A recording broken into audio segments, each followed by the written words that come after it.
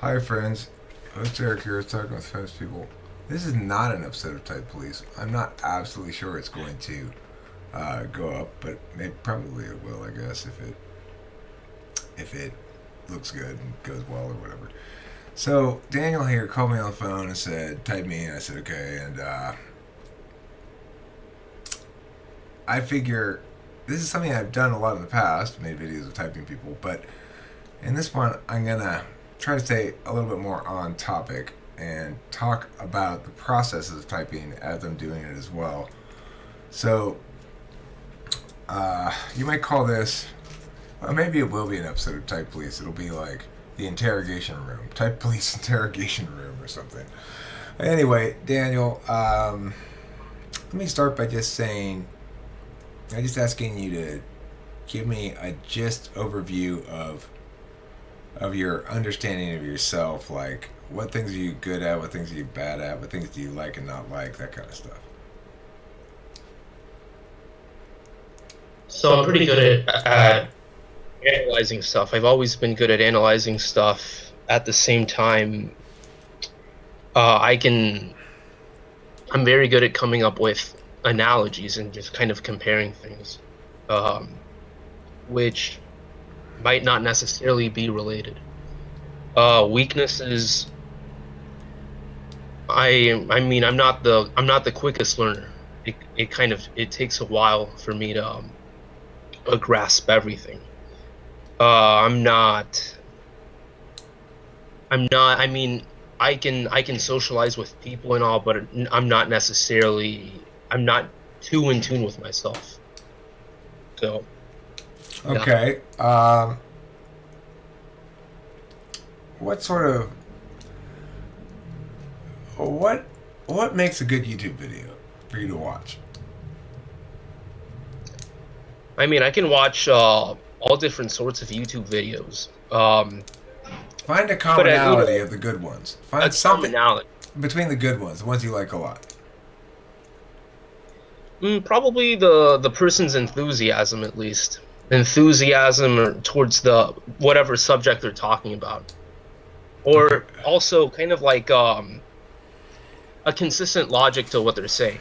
I don't like it when people are talking about something and they constantly contradict themselves. Okay. Uh, if you owned a farm, what would be your primary crop? Hmm. I don't know, probably maybe wheat, I'm not sure. I think wheat is a winter crop though, so I'm not sure if it would be the most effective crop. Okay. If I were to call you up one day and say, Daniel, I got some good news for you. I'm giving you a job. I'm going to pay you $1 million a year salary to make me a boat. And you go, okay, well, that's a good deal. And so you take the job. Now, what's the first thing you do to make you a boat? To make me a boat? To make you a boat. Okay. Probably first would have to look up how to build a boat. um, I'd probably try to get in contact with people who have built a boat or know anything about boat building. Um, and I don't know, I would probably build some sort of team in order to build the boat and get the job done. What what annoys you more? Somebody insisting on a singular answer to something when you believe there are more than one answer to the thing, or someone insisting on taking too many breaks to attend to their thirst or their sore feet or whatever when you're in the middle of doing stuff and somebody wants to take a lot of breaks. Which annoys you more? Probably the first one. I don't mind breaks. Okay. Susie, you got any questions?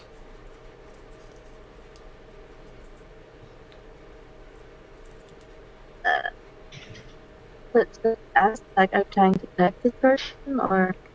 I can't hear you, you robot. Okay, well, let me ask you this. If I were to tell you that truth was defined as whatever most people agreed with, what would you say? Um, I mean, it might be objective truth, but it might not be subjective truth. I'm not sure, or the other way around. I mean, just because people agree on something, on the meaning of something, doesn't necessarily mean all the times it's true. That's why we kind of have to revise, you know, our interpretations of things because not might not necessarily be true all the time. Uh, Why? what what makes the what's the determining factor in determining whether or not it's true in any given moment?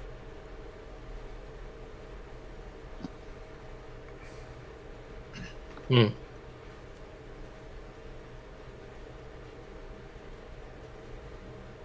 It's tied to reality. Not really sure. Hmm.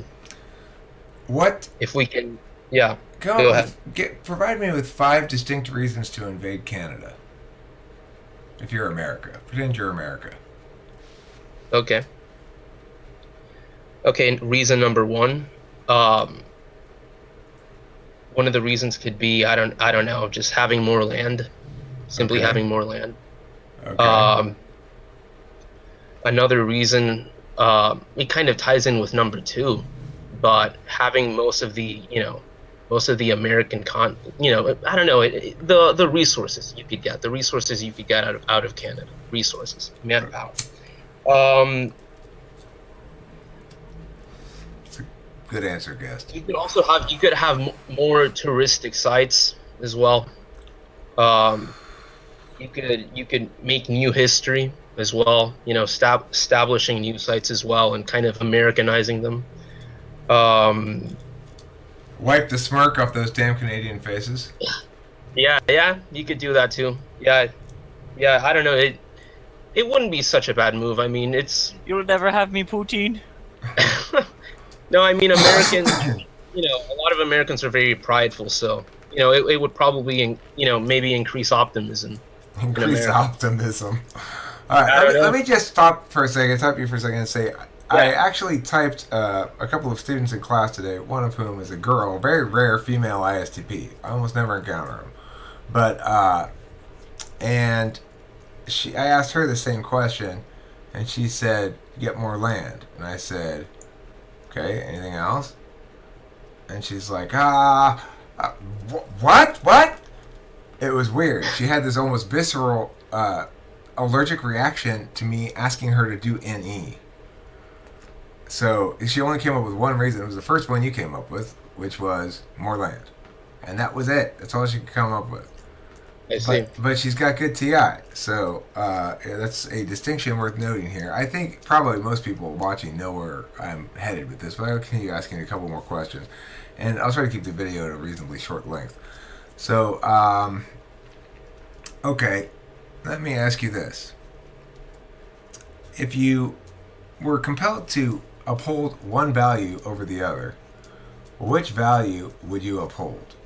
The first value being impact or change, pulling the trigger, uh, doing doing in the moment what the moment calls for. Okay, and the second one is efficiency, taking the time to make sure you are going to execute whatever you execute in the fewest number of steps and with the least amount of um, waste or whatever. Which is more important, opportunism or efficiency? Might probably say the latter. Okay. Uh, are you somebody who finds yourself procrastinating a great deal and struggles to get things accomplished? Mm, I used to have the problem a lot in high school. I'm a college student now, and so I don't know. I mean, for the most part, yeah. But this year, I mean,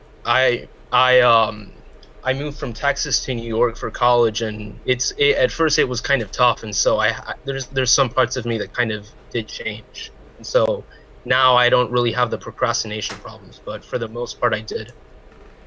So if you got a science, what kind of thing are you studying? I'm studying computer science. Okay. So if you're assigned a task to code something that is able to distinguish the name of something in an image. So let's say you've got an image of a person sitting on a couch with a stuffed giraffe and a potted plant next to him and a lamp. Then the program will be able to say couch, person, lamp, giraffe for all the things. So you're supposed to code that, and you've got the whole semester to do it. Do you start right away? Mm, it's funny. It's funny you bring that up because this code you're talking about, this program, right? There's this show, Silicon Valley, and there's this whole joke about this guy who develops an app called Seafood. Okay, and it's kind of like what you're saying. So it's an app where you take a picture of something of a food, and it'll tell you, it'll tell you what it is. And so he took a picture of a hot dog, right? And it would say hot dog, right? But if you took a picture of something else, it would just say not hot dog. It wouldn't specify as to what that thing is, right? Yeah. So I don't know. Maybe I'd give it like a month, and then I'd probably start on it. Yeah. Okay. How important it is to you? How important is it to you to know where you're going when you start, or are you comfortable with improvisationally determining where you're going on the way? I'd probably say I'm pretty decent at improvisation. I don't necessarily get anxious if I don't know what I'm doing right away. It takes a bit of time, but everything usually comes to place. Everything works out. So I'd say the latter. Okay. Do you consider yourself an extrovert? I mean, I'm decent at socializing, right? I'm decent at socializing, but I'm not, I'm not, the most extroverted person in the world. You know, Are you more I do kind of, responsive or initiative? Like, do you initiate conversations more, or are you I more? do, I You do, do. yeah, yeah. What? How? So let's say I'm a pretty girl at the bar, and you want to come up and hit on me, and I'm sitting there, and I'm chatting to my girlfriend Jennifer over here. Jennifer, I don't know. I just cannot find the right man. It is frustrating me. And Jennifer is like, "Oh, Judy, you're okay. You're beautiful just the way you are. So what? You're gonna find the right guy one of these days." Anyway, so it's obvious to you she's available, and that's why they're having that conversation. So okay, I'm Judy. I'm sitting there, sipping a rum and coke, and you come up and hit on me. Okay, give me a sec.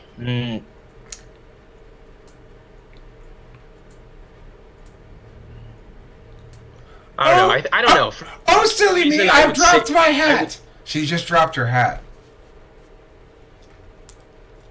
Do you want to pick it up? Boo hoo. You, No. no, you don't want to go pick it up. Yeah, I'm not gonna pick. Okay, so she bends down and picks it up, and as she starts to turn back around, she meets your eyes for a second and goes, and then turns around again. I don't know. I'd probably give her I don't know, some sort of. We probably have some sort of eye contact, and It's then happened. It's happened. Yeah, yeah, that, yeah, and then I'd say you'll never find the right guy, but you'll find me. I don't know, some crap like that. I don't know. I'll never find the right guy, but I'll find you. Does that mean that you're not the right guy? It can mean anything. Hmm. Here's your Anything at hat. all, Thanks for your time, man. Okay, I think you're an INTP. Okay. What do you? No, he's not. Are you kidding me? That's so funny. Oh, What do you think you are, Daniel? Um, I think that's a pretty solid. I think that's a pretty solid conclusion. So, I mean, for when I took the test, I think I got, what was it that I got? I got ENTP or something. I think that's what I got when I took the test. I was very skeptical of the test at first, then I looked into the functions, but for the most part, I was always getting INTP or ENTP. I was always getting the alpha functions at least. I was always getting the alpha. Um, the thing about why one E to type me is because your understanding of the functions is just really fascinating to me. Especially, I find it interesting that you have the best knowledge of the functions, right? Yet, all these other channels, the coffee channel with the whole voltology crap, with the whole, you move your eyes like this, and you're an NI user or something, or you smile like this, and you're an FE user. I don't know. I never got into that. And I don't know. I think you just have a very, very, deep understanding. Well, thank you. And the thing is, my understanding of it is going to appeal to NTPs who are going to find it more correct. But you got the coffee people. Theirs is going to appeal more to non-TINE types that are more just like, well, this I get. I can just sort of look at them and know. So It's a very NISE thing too. It's a very NISE thing too. The visual typing, I would say. yeah, that makes sense. Okay, well, anyway, thanks for being here, everybody, and thanks for watching, audience. And I hope you enjoyed this sort of not Thank really you. type police episode.